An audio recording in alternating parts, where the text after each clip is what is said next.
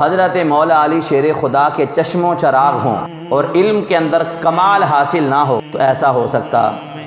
نہیں ہے۔ یہ خاندان ہی ایسا خاندان ہے حضور کا کہ جن کی نسل پاک کا ہر بچہ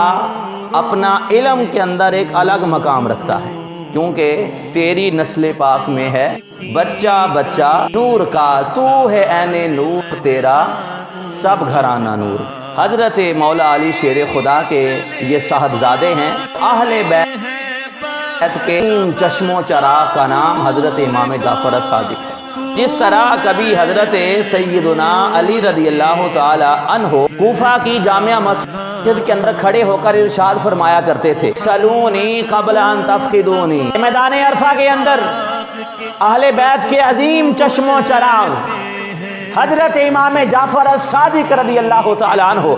آپ کھڑے ہیں اور کھڑے ہو کر اپنے بابا کی طرح اعلان کر رہے ہیں، سلونی سلونی، اے حج کے موقع پر